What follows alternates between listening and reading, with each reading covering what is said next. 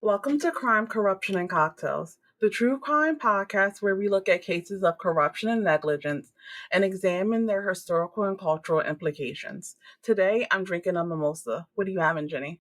I'm drinking a vodka soda, and on this episode, we're exploring the 1996 Atlanta Olympics bombing, also known as the Olympic Park bombing. In July of 1996, the city of Atlanta, Georgia, hosted the 26th Summer Olympiad. In preparation, former Mayor Maynard Jackson created the Corporation for Olympic Development, a nonprofit that spent $76 million in repairing sidewalks, planting trees, and building parklets and installing street lamps in the city's most trafficked corridors. As part of the process, Centennial Olympic Park was built and served as the center of the Olympics. It was a space where thousands gathered daily to revel in the excitement and energy of the Olympics.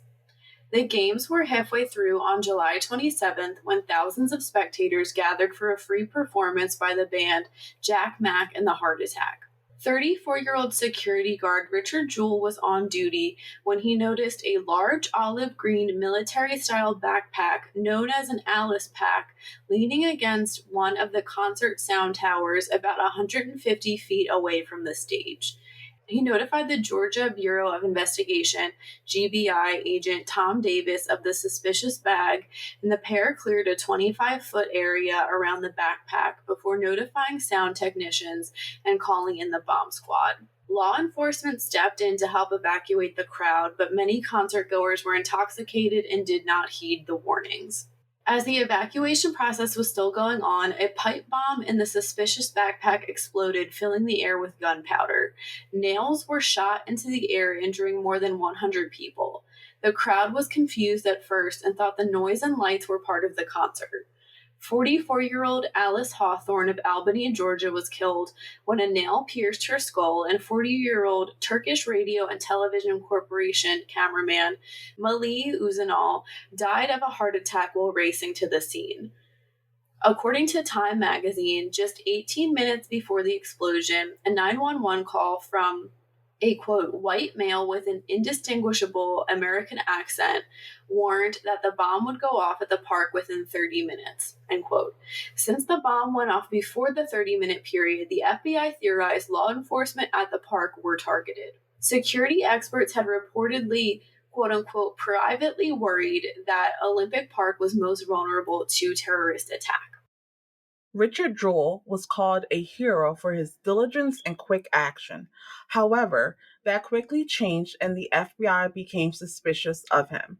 Just 3 days after the bombing, the Atlanta Journal-Constitution, who used unattributed or anonymous source, ran a story stating Jewell was the quote-unquote focus of the investigation and that he fit the FBI's profile of a lone wolf bomber.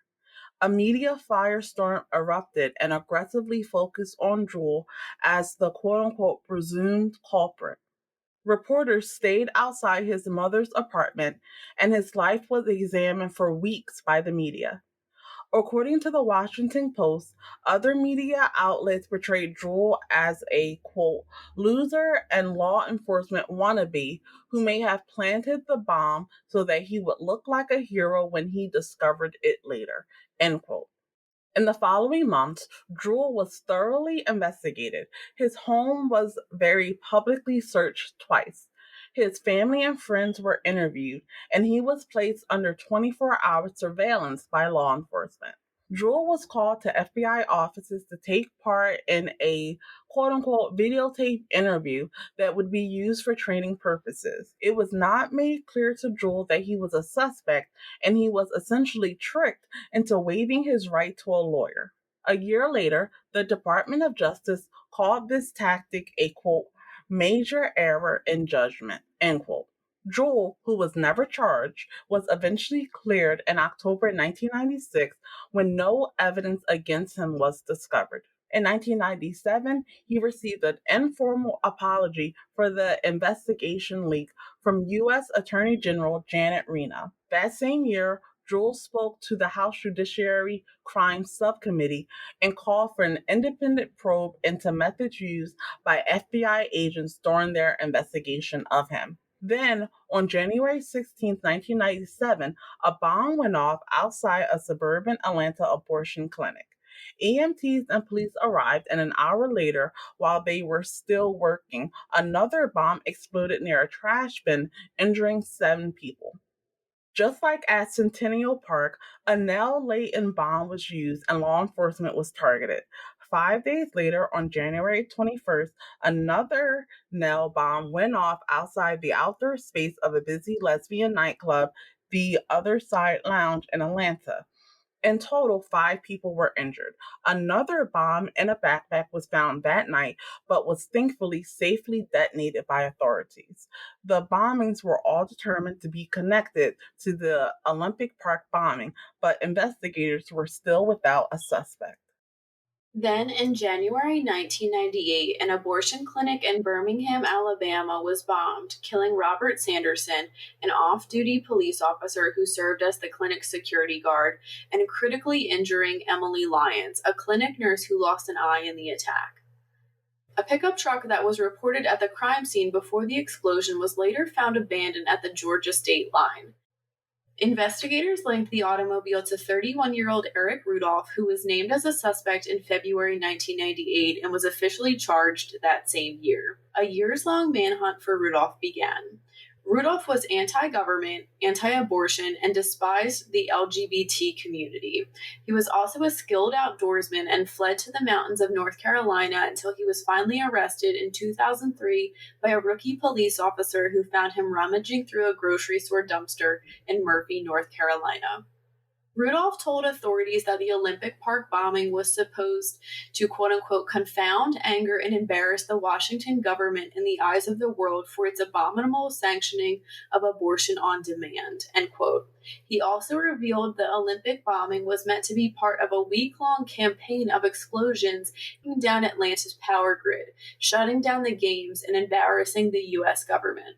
Further, he shared that the bombing near the Other Side Lounge was targeting law enforcement and not the club's LGBT patrons. Rudolph went on to deny any association with the notoriously racist, anti-Semitic, and homophobic Christian identity movement, though the Washington Post did claim Rudolph had, quote-unquote, drifted in and out of white supremacist groups. Though he did apologize to the innocent civilians and their families involved in the Olympic Park bombing, he showed no remorse for Sanderson's death or Lyons' injuries from the Birmingham bombing.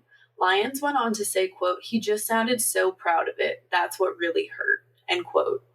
In his 11-page statement, Rudolph also said that while homosexuality does not pose a threat when kept in private, the, quote, attempt to force society to accept and recognize this behavior, end quote, should be met with, quote unquote, force if necessary. Rudolph pleaded guilty and was sentenced to 4 consecutive life terms in July 2005. He took a plea agreement by telling authorities the whereabouts of 250 pounds of dynamite and other explosives he hid in North Carolina, which helped him avoid the death penalty. Some found this ironic due to his strong anti-government stance. His sister-in-law, Deborah Rudolph, told journalists, quote, "Knowing that he's living under government control for the rest of his life, I think that's worse to him than death," end quote. Richard Jewell went on to marry his wife Dana in 1998, and the couple moved to a farm. Jewell worked as a police officer in Pendergrass, Georgia, where his partner was fatally shot in 2004 during the pursuit of a suspect, and a sheriff's deputy in West Georgia. He also gave speeches to college journalism classes about his experience.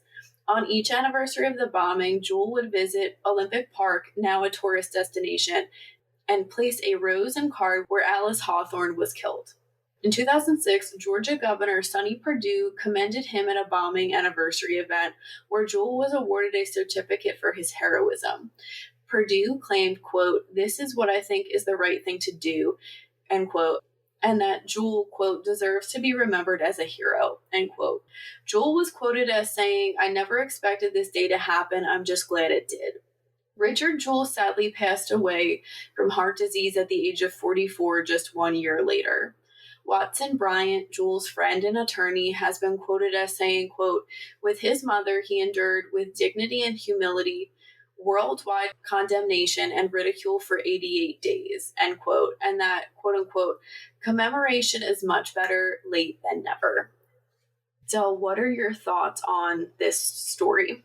I want to first off by saying when it comes to Richard Jewell, he definitely should be celebrated for his heroism, and shame on the FBI for putting him through hell for no reason.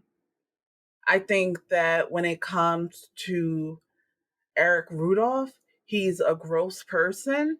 And the fact that he had no remorse for the lives that he took and the injuries that he caused just shows what type of person he is.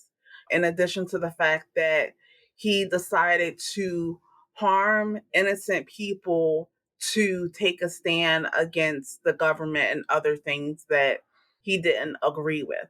I think that we see in a lot of different cases where the targets of a crime don't really match with the motives of the person committing the crime. What does killing people at the Olympics do to curtail what the government is doing to its citizens, in Rudolph's opinion? It does nothing. So, just like innocent lives taken, I think that it is definitely karma that he will be under government control for the rest of his life, like his sister in law said. Definitely where he deserves to be. And hopefully one day he'll be able to show some remorse and apologize for his actions. But I think that's highly doubtful. What are your thoughts? I agree. It's a really horrible thing that Richard Jewell had to go through, especially that he was a true hero in this situation. He's the one that noticed that backpack. And although there were two people that died, he saved so many people's lives. And that's how he needs to be remembered. And I agree it is karma for Eric Rudolph, the type of punishment that he got. And I also agree with what you said about how does this Olympic bombing have anything to do with what he was upset about? It doesn't make any sense to me. I think that he probably also wanted some attention. I mean, I know he went in hiding to avoid attention and being in jail, but I think that there was some level of attention that he wanted as well. He's a very cold person and he got what he deserved in the end. And I do agree with his sister in law saying that the worst thing that could happen to him is to live in jail the rest of his life and not face the death penalty. Yeah, I absolutely agree. I think that in this case, the death penalty would have just been a quick way out for him and probably what he wanted instead of being in jail for the rest of his life.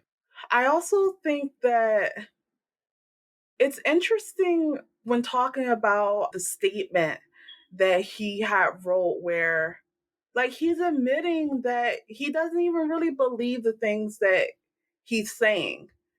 He's just publicly supporting it for whatever reason, whether that's he's trying to find like a sense of community with other bigots or whatnot. But it's like you did all that and you don't even believe it. Not that that would make it better, but just hypocrisy and just illogical thinking on his part, of course. The Olympic Park bombing took place at the height of the US's court TV frenzy, and like we said, Richard Jewell faced intense media scrutiny and was largely deemed guilty before he was even charged or properly investigated. This is often called trial by media, a term used to describe the impact of television and newspaper coverage on a person's reputation by creating a widespread perception of guilt or innocence before or after a verdict in a court of law. This is particularly true when high-profile people like celebrities face trial. Media is considered to be the fourth pillar of democracy, and a responsible press is vital. Free and robust reporting, criticism, and debate contribute to public understanding of the rule of law and to a better comprehension of the entire justice system. It also helps improve the quality of that system by subjecting it to the cleansing effect of exposure and public accountability. One problem that arises is balancing the right to a free trial with the concept of freedom of speech and public interest. Trials by media and unfair media coverage of criminal matters tear at the heart of many of the fundamental aspects of the criminal justice system, including the substantial undermining of the presumption of innocence and the real risk of the erosion of the right to a fair trial. This phenomena can sway public opinion against an accused person even before the court takes cognizance of the matter and sometimes even before a person is charged. Extensive media coverage often elevates the average person to armchair judge, jury, and executioner. This is often referred to as the court of public opinion. Commercial media coverage and social media commentary often sensationalize a story. All of this combined can taint a jury if a case does go to trial. There is also the possibility of irreparable damage to a person's reputation when reporting on allegation or charges and not about convictions or guilty pleas. Decisions not to charge and acquittals are nowhere near as sexy and often don't make the headlines. 88 days after the initial news report, U.S. Attorney Kent Alexander issued a statement saying Jewell is quote unquote not a target of the bombing investigation and that the quote unusual and intense publicity end quote surrounding him was quote neither designed nor desired by the FBI and in fact interfered with the investigation end quote. Later, in a New York Times documentary on the Jewell case, he said that, quote, the obvious lesson learned from Richard Jewell is avoid identifying people as a suspect if there's not really a good reason to do so, because it can lead to just what happened in Richard Jewell's case, the identification of someone who was not only innocent, but a hero, end quote. When Jewell spoke to the House Judiciary Crime Subcommittee, he ridiculed the media for portraying him as a quote-unquote violent man and a terrorist, saying, quote, they were all lies. Through it all, the FBI never had the integrity to tell the world that the media was wrong, end quote. Jewell settled libel lawsuits against NBC, reportedly for $500,000, and against CNN for an undisclosed amount. He also filed lawsuits against the Atlanta newspapers that first reported he was a suspect in the New York Post. Other well-known trial by media stories include Amanda Knox and the murder of Meredith Kercher, the McMartin preschool incident and satanic panic hysteria, and the death of Azaria Chamberlain, who was killed by a dingo and whose mother was wrongfully incarcerated for her death. And I wanted to mention, too, that in March of 1998, Eric Rudolph's brother, Daniel, cut off his hand to protest what he saw as the mistreatment of Eric by the FBI and the media. Del, any thoughts on trial by media and how Richard Jewell was unfairly treated? I think that it's one of the drawbacks of how public everything is when it comes to certain cases. You definitely want to avoid assuming that someone is guilty of a crime simply because the police named them as a suspect. And we've seen in many cases where it has to go to the length of changing the location of the trial, thus changing the jury pool because of how tainted it is. I think the media has a responsibility to make sure that they are accurate in their coverage of crimes. And I think that the FBI has to definitely be diligent when they are releasing information that they know will be spread and the effect that it's going to have on someone's life and their reputation. How about you? I completely agree. And I feel like we are just so used to it as a culture. You know, we hear so and so was a suspect for this, and how often do we think, oh, they probably did it? And that's not right. It's just like so ingrained in us. And we do really have to unlearn it to remember to take a step back and think, okay, well, we need more details. We need the whole story. And oftentimes, not every detail, rightfully so, is shared with the public. So we need to keep all of that in mind. Look at these other cases that we talked about. These people's lives were destroyed. Richard Jewell's life was destroyed for a while, and he had gone on to say, like, people are always going to associate me with this. And I don't think that's something he wanted. I don't blame him for that. It's a lot to recover from, and we can't have what I would call careless journalism, really. It's not right, it's unethical. I had to mention what Eric Rudolph's brother Daniel did. The audacity to say that your brother is being unfairly treated in the media when he was a domestic terrorist and killed several people and injured hundreds more. It's despicable. And we didn't really get into this, but there is a lot of talk about whether Eric Rudolph was part of these larger white supremacy, radicalized Christian movements, I guess you would say. Maybe he was cutting his hand off in protest of that because that wasn't who Eric really was. But it's ridiculous to me to say that when Richard Jewell, who did absolutely nothing wrong, had to endure that for so long. Yeah, I absolutely agree with you. And I think the thing is, people always want to make their family members look better in the public eye, especially after they've been accused of a crime. But to go to that length is just so ridiculous to me. And especially in light of what Richard Jewell experienced, the fact that you want to also say that that happened to your brother who committed the crime, it's just so wild and so insensitive to me. And I do agree with Richard Jewell saying, why didn't the FBI really stand up and say, like, this is unnecessary and that Jewell wasn't a suspect anymore? And as far as I know, he never did get a formal apology.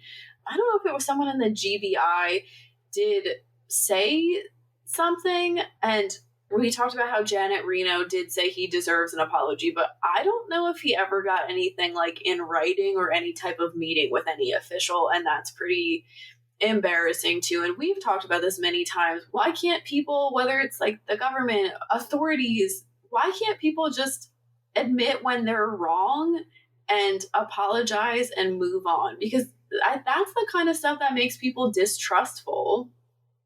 Like we said, it was an anonymous source that tipped off the Atlanta Constitution Journal about authorities' interest in Richard Jewell.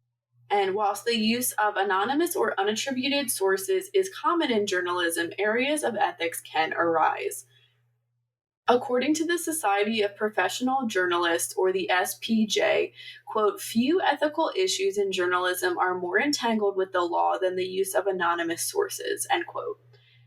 As the SPJ says, keep your promise not to identify a source of information, and it's possible to find yourself facing a grand jury, a judge, and a jail cell. On the other hand, break your promise of confidentiality to that source, and it's just possible you might find yourself on the receiving end of a lawsuit.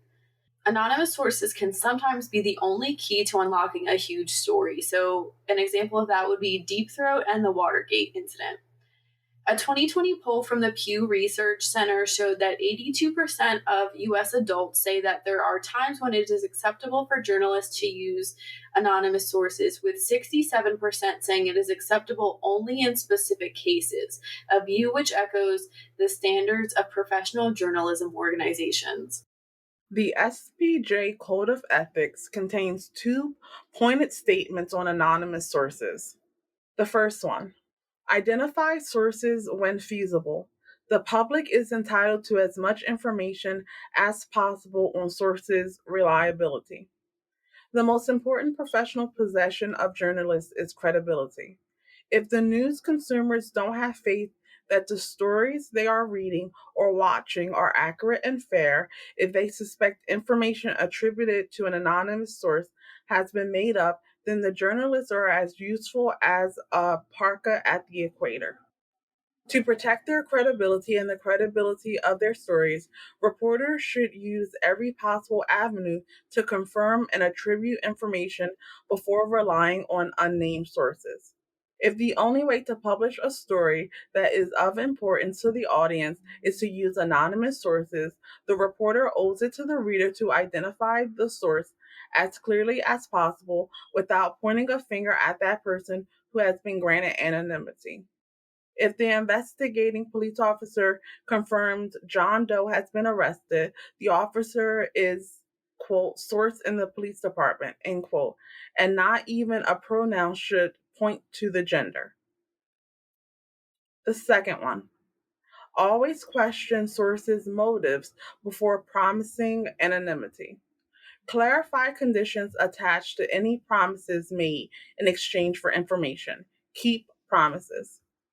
The information gathering business is a give and take practice with a lot of public officials. Some are willing to provide information only when it benefits them.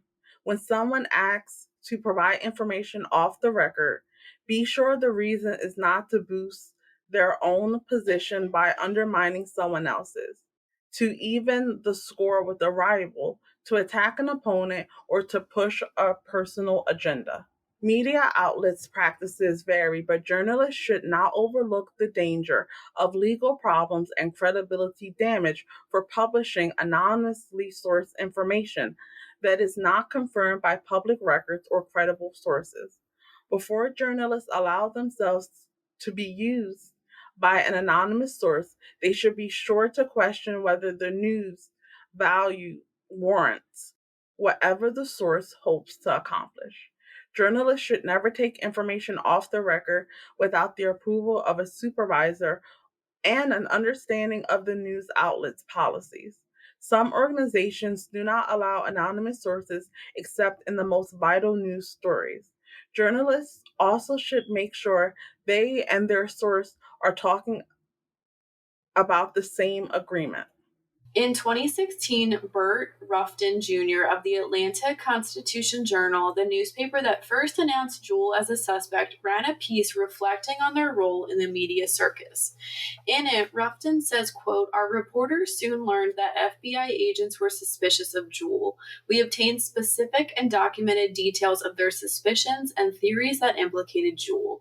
After deliberating for hours, we decided that our obligation was to report what we knew in the next available edition of the newspaper," end quote. He states that, quote, "Almost immediately, our reporters began to unravel the false narrative that implicated Jewell," end quote. Jewell's libel suit against the newspaper was dismissed, and it was proven that it was accurate to report that authorities had focused on Jewell. Ruffton thoroughly believes their story was justified and said, quote, "I would never argue that everything we did was perfect, but we wrote in a crucible, did the best we could, and acquitted ourselves well. That doesn't mean I haven't lost sleep over Jewell's ordeal," end quote. He also claims that the story made the team better journalists who made sure that their work was more thorough in the future. Del, do you have any thoughts on using anonymous sources and on the Atlanta Constitution Journal's reflection on the case? So I definitely think it's okay to use anonymous sources.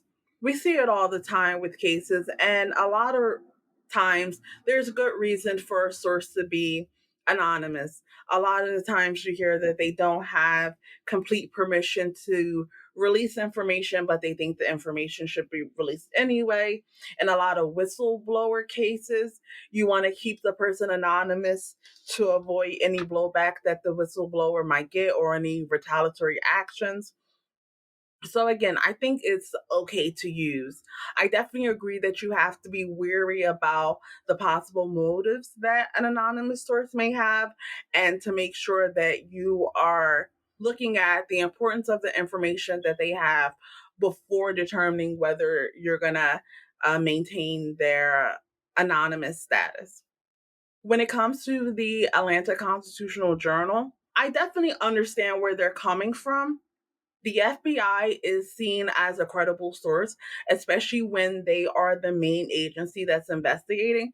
So if they're telling you that this is a suspect and all you're doing is relaying that information, I do think that's protected speech and shouldn't be something that the newspaper should be held liable for, especially since they also ran reports about him being exonerated and who actually committed the bombings. I understand where Jewell is coming from, where he's just like, okay, anyone that put out this information, I want to see them pay. But at the end of the day, they were relying on a credible source. And again, they did correct the record once they had more information. What about you? I totally agree with everything you said. Anonymous sources are really important and we've used them for so long. And like we went through, it's not like people just like willy nilly whenever they want use anonymous sources. There is a very thorough process for it and a lot of thought that needs to go into it.